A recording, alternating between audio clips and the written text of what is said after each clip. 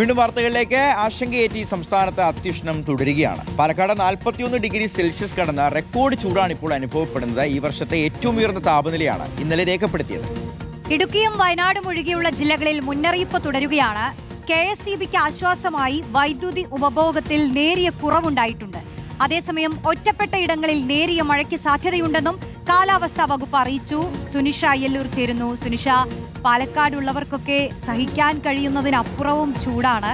സംസ്ഥാനത്തെ മൊത്തം കാലാവസ്ഥയിൽ ഒരു മഴയ്ക്കുള്ള സാധ്യത കാണുന്നുണ്ടോ? അങ്ങനെയാണെങ്കിൽ എപ്പോഴായിരിക്കും എന്നുള്ള അറിയിപ്പാണ് നിലവിലുള്ളത്?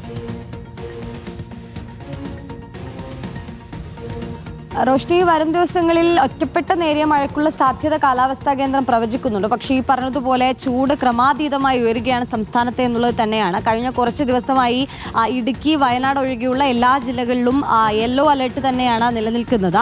ഒപ്പം തന്നെ ഇപ്പോൾ കഴിഞ്ഞ ദിവസത്തെ മാത്രം കണക്ക് നോക്കുകയാണെങ്കിൽ പാലക്കാടടക്കം ഉയർന്ന ചൂടിലേക്ക്, റെക്കോർഡ് ചൂടിലേക്ക് കടക്കുകയും ചെയ്തിട്ടുണ്ട് എന്നുള്ളതാണ്. അതായത് ഈ വർഷത്തെ ഔദ്യോഗിക കണക്ക് പ്രകാരം നോക്കിയാൽ ഈ വർഷത്തെ ഏറ്റവും കൂടുതൽ ചൂട് ഇത് രേഖപ്പെടുത്തിയിരിക്കുന്നത് അത് പാലക്കാടാണ്. 41 ഡിഗ്രി കടന്നിരിക്കുന്നു പാലക്കാടുള്ള ചൂട് എന്നുള്ളതാണ് ഏറെ പ്രധാനപ്പെട്ട കാര്യം. മറ്റൊന്ന് കൊല്ലം ജില്ലയിലും തൃശ്ശൂർ ജില്ലയിലുമാണ്, അതും 40 ചൂട് എന്നുള്ളതാണ്. സാധാരണ രീതിയിൽ 2 മുതൽ 3 ഡിഗ്രി സെൽഷ്യസ് വരെ താപനില ഉയരുമെന്നുള്ളതായിരുന്നു. പക്ഷേ ഇപ്പോൾ കാലാവസ്ഥാ കേന്ദ്രം പറയുന്നത് 4 ഡിഗ്രി സെൽഷ്യസ് വരെ താപനില ഉയരാനുള്ള സാധ്യത നിലവിലുണ്ട് എന്നുള്ളതാണ്. അങ്ങനെയെങ്കിൽ വരും ദിവസങ്ങളിലും ചൂട് ഉയരുമെന്നുള്ളൊരു മുന്നറിയിപ്പ് തന്നെയാണ് നൽകുന്നത്. ഉഷ്ണതരംഗ സാധ്യത അടക്കമുള്ളതുകൊണ്ട് തന്നെ കൃത്യമായ ജാഗ്രതാ നിർദ്ദേശം പാലിക്കണം എന്നുള്ളത് ഒരു വശത്ത് നൽകുകയും ചെയ്യുന്നുണ്ട്. കൃത്യമായ ആരോഗ്യ വകുപ്പായാലും ദുരന്ത നിവാരണ അതോറിറ്റി ആയാലും അത്തരത്തിലുള്ള ജാഗ്രതാ മുന്നറിയിപ്പുകൾ ഒരു ഭാഗത്ത് നൽകുകയും ചെയ്യുന്നുണ്ട്. ഒപ്പം തന്നെ റോഷ്നി പറഞ്ഞതുപോലെ വരും ദിവസങ്ങളിൽ മഴയ്ക്കുള്ള സാധ്യത, ഒറ്റപ്പെട്ട മഴയ്ക്കുള്ള സാധ്യത, ഒരുപക്ഷെ കഴിഞ്ഞ ദിവസങ്ങളിലെല്ലാം പല മേഖലകളിലും ഇത്തരത്തിൽ മഴ ലഭിച്ചിരുന്നു. അതേറെ ആശ്വാസകരമാവുകയും ചെയ്തിരുന്നു. അത്തരത്തിൽ വേനൽ മഴ ലഭിക്കാനുള്ളൊരു സാധ്യത കൂടി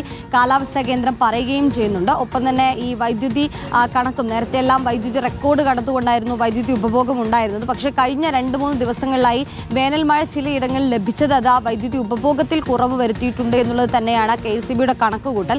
അതുകൊണ്ട് തന്നെ കുറച്ച് ആശ്വാസം ഈ 2-3 ദിവസങ്ങളിൽ ഉണ്ടായിരുന്നു എന്നുള്ളതാണ്. പക്ഷേ ഈ പറയുന്നത് പോലെ കാലാവസ്ഥാ കേന്ദ്രത്തിന്റെ മുന്നറിയിപ്പ് പ്രകാരം വരും ദിവസങ്ങളിലും ഇങ്ങനെ 41 ഡിഗ്രിയും 40 ഡിഗ്രി സെൽഷ്യസിനും മുകളിൽ ചൂട് ഉയരുകയാണെങ്കിൽ അത് വലിയ പ്രതിസന്ധിയിലേക്ക് കടക്കുമെന്നുള്ളതാണ് മറ്റൊരു വശം. ഏതായാലും ചൂട് കൂടുകയാണ്. മഴയ്ക്കുള്ള മുന്നറിയിപ്പ് പറയുന്നുണ്ടെങ്കിൽ പോലും ചൂടിന് ശമനമില്ല.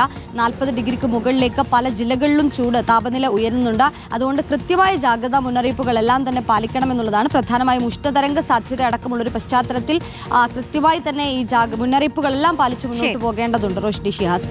സുനിഷ അയ്യല്ലൂരാണ് വിശദാംശങ്ങൾ.